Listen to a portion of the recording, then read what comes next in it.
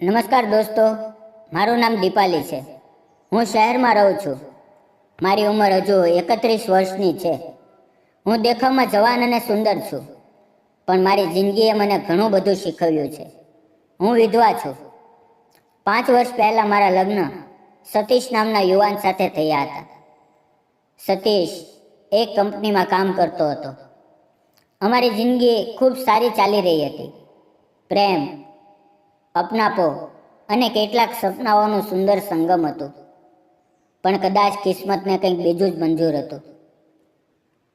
એક દિવસ અચાનક સતીશની કંપની બંધ થઈ ગઈ અને તેની નોકરી ચાલી ગઈ. હવે તે ખૂબ તણાવમાં રહેવા લાગ્યો. હું તેને દરરોજ સમજાવતી અને હિંમત આપતી રહી, પણ તે કોઈની સાંભળવાની હાલતમાં નહોતો.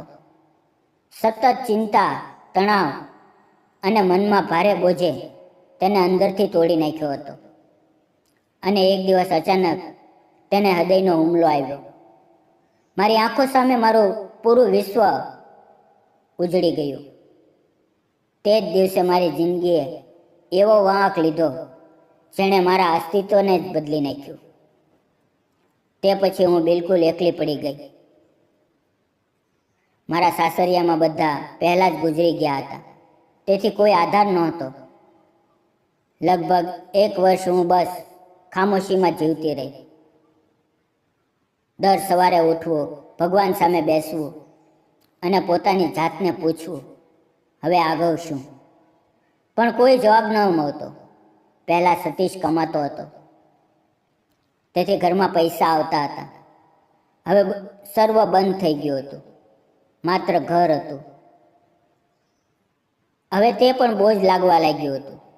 પછી એક દિવસ મેં નક્કી કરી લીધું, બસ હવે વધુ નહીં, કંઈક કરવું પડશે.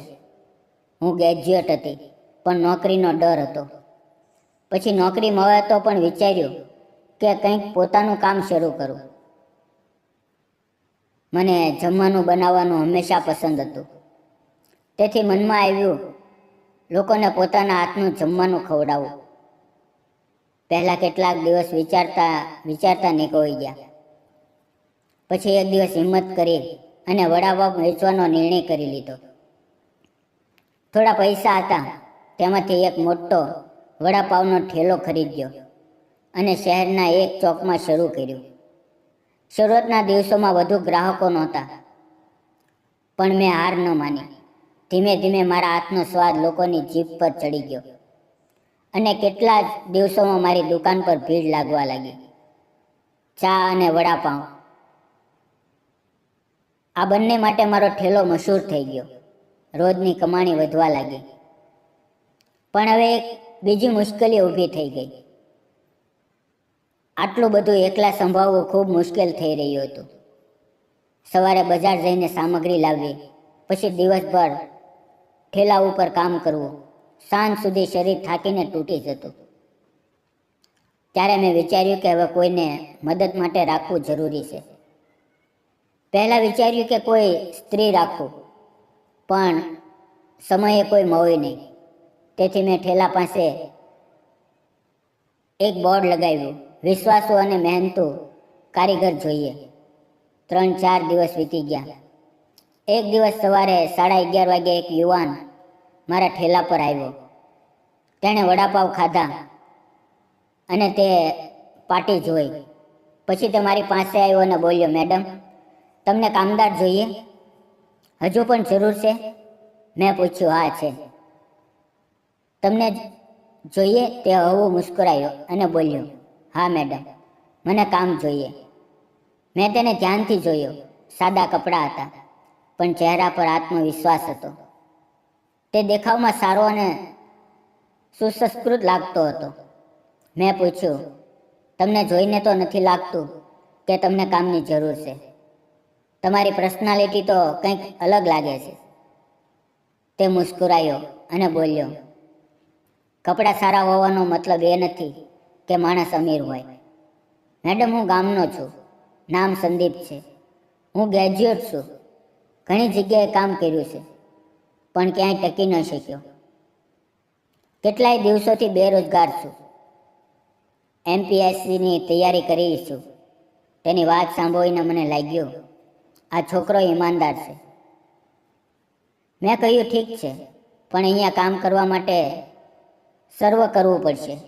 સવારે બજારથી સામગ્રી લાવવી, બટાકા છોલવા, બેસન તૈયાર કરવું, ગ્રાહકો સંભાળવા. તે તરત બોલ્યો, કોઈ તકલીફ નહીં મેડમ, હું બધું શીખી લઈશ. મેં પૂછ્યું ઠીક છે, કાલથી આવી જાઓ. પણ હવે તમે ક્યાં રહો છો? તે થોડી વાર ચૂપ રહ્યો અને પછી ધીમેથી બોલ્યો, મેડમ મારી પાસે રહેવાની જગ્યા નથી. તેની આ વાત સાંભળીને હું આશ્ચર્યચકિત થઈ ગઈ. ત્યારે તેણે આગલું વાક્ય કહ્યું અને મારું હૃદય જાણે થંભી ગયું. તે બોલ્યો, મેડમ મારું નામ સતીશ છે. તે ક્ષણે મારું શરીર જાણે જામી ગયું. મારા હૃદયમાં તીવ્ર દુખાવો ઉઠ્યો, કારણ કે મારા પતિનું નામ પણ સતીશ હતું. કેટલીક ક્ષણો હું તેને જોતી જ રહી.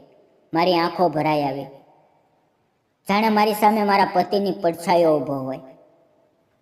પછી તેણે કહ્યું કે તે હાલ દોસ્તોના ઓરડામાં રહે છે, પણ હાલત સારા નથી. તે બોલ્યો, જો તમારી ઓળખાણમાં કોઈ ઓરડો હોય તો મને કહેજો. હું વાંચું પણ છું, તો શાંત જગ્યા જોઈએ. મારા ઘરમાં 3 ઓરડા હતા અને એક ઓરડો ખાલી પડ્યો હતો. મેં કહ્યું, મારા ઘરમાં એક ઓરડો છે, પણ ધ્યાન રાખજો, કોઈ હોબાઓ ખરાબ હરકતો નહીં. હું એકલી રહું છું, તેથી અનુશાસન જરૂરી છે. તે તરત બોલ્યો, મેડમ હું એવો માણસ નથી. હાલત ખરાબ છે, પણ મકસદ માત્ર મહેનત કરીને કંઈક બનવાનો છે. તેની આંખોમાં સત્યતા દેખાતી હતી. મેં પૂછ્યું, તમને કેટલો પગાર જોઈએ? તે બોલ્યો, મેડમ મને વધુ પૈસા નથી જોતા, બસ રહેવાની જગ્યા અને થોડું ઘણું જે તમે આપી શકો. તેની વાત પર મને મુસ્કરાહટ આવી અને બોલી, હું તમને 12,000 આપીશ અને રહેવા માટે ઓરડો પણ. આટલું હું કરી શકું છું. સતીશ વડાપાઉં ખાઈને ઉઠ્યો, પૈસા આપ્યા ને બોલ્યો, ઠીક છે મેડમ, હું કાલથી કામ ઉપર આવીશ અને પોતાનો સામાન પણ લઈ આવીશ. બીજે જ દિવસે સવારે 8 વાગ્યે તે આવી ગયો. સમયનો પાક્કો અને કામમાં ધ્યાન આપનારો હતો.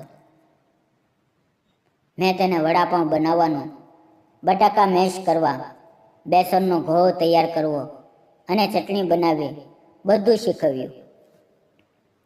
શરૂઆતમાં તેને માત્ર ગ્રાહકોને વડાપાવ આપવાના હતા, પણ તે ખૂબ જલ્દી બધું શીખી ગયો. દિવસભર તે ઈમાનદારીથી કામ કરે અને સાંજે ઠેલો બંધ કરીને સીધો વાંચવામાં લાગી જાય. તેની મહેનત અને લગન જોઈને હું પ્રભાવિત થતી ગઈ. સાંજે હું તેને ઘરે લઈ ગઈ અને પોતાનું 3 ઓરડાનું ઘર બતાવ્યું. અમે બંનેએ મળીને ખાલી ઓરડો સાફ કર્યો અને તેણે પોતાનો થોડો સામાન ત્યાં મૂકી દીધો. મેં કહ્યું, તમે મારા ઘરમાં રહો છો, તેથી કેટલાક નિયમો માનવા પડશે. તે મુસ્કુરાયો અને બોલ્યો, હું તમારી ચિંતા કદી વધારીશ નહીં. તે એક વાક્યમાં તેનો વિશ્વાસ અને આદર અનુભવાયો. તે દિવસથી તે મારા ઘરમાં રહેવા લાગ્યો. તેણે કહ્યું હતું કે તે પોતે ખાણું બનાવશે, પણ મને તે વાત સાચી ન લાગી. મેં કહ્યું, તમે બહાર પૂરો દિવસ કામ કરો છો, હું ઘરનું ખાણું તમને આપીશ. તે સંકોચમાં હતો, પછી માની પણ ગયો. હું રોજ તેના માટે ડબ્બો તૈયાર કરવા લાગી. સમયે કામ ઉપર આવવાનું, પૂરી લગનથી કામ કરવું, આ તેની આદત બની ગઈ. વડાપાઉં બનાવતા બનાવતા તેના હાથમાં અદ્ભુત સચ્ચાઈ અને સફાઈ આવી ગઈ અને તેની મીઠી મુસ્કાનથી લોકો પણ ખુશ રહેતા. ગ્રાહકોની ભીડ વધતી ગઈ અને ઠેલાની કમાણી પણ હવે ઠીકઠાક ચાલી રહી હતી. પણ એક દિવસ હું અચાનક બીમાર પડી ગઈ. તીવ્ર તાવ અને એટલી કમજોરી કે પથારીમાંથી ઉઠવું મુશ્કેલ હતું. આગલા દિવસે સતીશ ઠેલા પર ગયો ત્યાં હું ન મળ્યો તો સીધો ઘરે આવ્યો. દરવાજો અડધો ખુલ્લો હતો. અંદર આવ્યો તો મને પથારીમાં પડેલી જોઈ. તેણે કંઈ કહ્યું નહીં, બસ ધીમેથી પાસે આવ્યો અને મારા કપા ઉપર હાથ મૂક્યો. તેનો હાથ ઠંડો હતો, પણ તે સ્પર્શમાં અત્યંત ચિંતા હતી. તે ધીમેથી બોલ્યો, તમને તાવ છે? તેણે મારું માથું સહેલાવ્યું, ઓઢણું ઠીકથી ઓઢાડ્યું અને બહાર ચાલ્યો ગયો. કેટલીક વાર પછી એક ડૉક્ટર લઈને પાછો આવ્યો. ડૉક્ટરે દવા ઇન્જેક્શન આપ્યા અને કહ્યું કે મને આરામ જોઈએ. હું અડધી બેહોશીમાં હતી, પણ બધું સાંભળતી હતી. ડૉક્ટર પાસે પૈસા પણ સતીશે જ આપ્યા. પછી તે સીધો રસોઈમાં ગયો અને મારા માટે હળવું જમવાનું બનાવ્યું. મારું માથું ફરી રહ્યું હતું, પણ હૃદયમાં એક અજીબ શાંતિ હતી. કોઈ મારી સંભાળ લઈ રહ્યું હતું. તે જમવાનું લઈને આવ્યો અને બોલ્યો, ગરમ છે, થોડુંક ખાઈ લ્યો. હું ઉઠી નહોતી શકતી, તો તેણે ધીમે ધીમે મારું માથું પોતાના હાથમાં લઈને મને આધાર આપ્યો અને ચમચીથી ખવડાવવા લાગ્યો. હું કંઈ ન બોલી, તેને જોતી જ રહી. તેના ચહેરા પર ચિંતા અને તેની અંદર એક નરમ અનકહી લાગણી હતી, જેનું નામ હું જીભ પર નહોતી લાવી શકતી. જમ્યા પછી તેણે પાણી આપ્યું અને બોલ્યો, આરામ કરો, ઠેલો હું સંભાળીશ. અને તે ચાલ્યો ગયો. તે દિવસે પહેલીવાર મને લાગ્યું કે મારી જિંદગીમાં ફરી કોઈએ પ્રકાશ કર્યો છે. તે માત્ર કામ કરનારો છોકરો નહોતો, મારી એકલી દુનિયામાં એક નાનકડી આશાનો દીવો બની રહ્યો હતો. આખો દિવસ તેણે એકલાએ ઠેલો સંભાળ્યો. ગ્રાહકોની ભીડ, પૈસા સંભાળવા, ઓર્ડર આપવા, સફાઈ, બધું જ કંઈ થાક્યા વગર, ચીડ વગર. અને સાંજે સીધો મારી પાસે આવ્યો. તે દિવસે જ્યારે મારી તબિયત ઠીક નહોતી, તે દરરોજ મારી દવા, જમવાનું, આરામ બધું ધ્યાન રાખતો. તેની આ સેવા જોઈને મારી આંખો અનેક વાર ભરાઈ આવી. હું વિચારતી, ક્યાંથી આવ્યો આ ભગવાનનો મોકલેલો માણસ મારા જીવનમાં? 3-4 દિવસ સુધી તે લગભગ સાંજે મારા જ ઘરે રહેતો, મારી દરેક જરૂરિયાત પર ધ્યાન આપતો. 4 દિવસમાં હું ઠીક થઈ ગઈ. પણ તે દિવસોમાં તેણે જે સેવા અને ખ્યાલ રાખ્યો તેને હું જિંદગીભર યાદ રાખીશ. એક દિવસ મેં તેને કહ્યું, સતીશ, તું ખૂબ સમજદાર છો, દિવસભર કામ કરા છો, રાત્રે વાંચા, આ બધું કેવી રીતે કરી લે છે? તે હસીને બોલ્યો, મકસદ સ્પષ્ટ હોય તો બધું થઈ જાય છે. તેના શબ્દો મારા હૃદયમાં ઉતરી ગયા. મેં કહ્યું, તું વાંચ, પૈસા હું આપીશ. મને લાગે છે તું ખૂબ આગળ વધીશ. પણ તે તરત બોલ્યો, ના મેડમ, હું તમારી પાસેથી કંઈ નહીં લઉં. તમે મને પહેલાં જ ઘણું આપી ચૂક્યા છો. તેની નમ્રતા જોઈને મને મન પીગળી ગયું. તો પણ તે રોજ મહેનતથી કામ કરે, સાંજે વાંચે. તેની કેટલીક પરીક્ષાઓ આપી દીધી હતી, પરિણામ આવવાનું બાકી હતું. હું રોજ તેનું ટિફિન બનાવતી, પણ એક દિવસ મારું મન ખૂબ ભારે હતું. જૂની યાદો ભરાઈ આવી. મારા પતિનો ચહેરો, તેની મુસ્કાન, તેની વાતો, બધું સામે આવવા લાગ્યું. હું બારી પાસે બેઠી અને ચૂપચાપ રડવા લાગી. ક્યારે વખત વીતી ગયો ખબર જ ન પડી.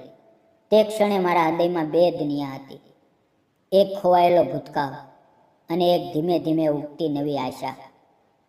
અને હું તે બંને વચ્ચે ક્યાંક થંભી ગઈ હતી. તે જ સમયે દરવાજા પાસે સતીશ આવ્યો અને તેણે મને રડતી જોઈ. મને તો એ અનુભવ પણ નહોતો કે તે અંદર આવી ચૂક્યો છે. તે ધીમે ધીમે મારી પાસે આવ્યો અને નરમ અવાજે બોલ્યો, શું થયું મેડમ? તમે રડો છો કેમ?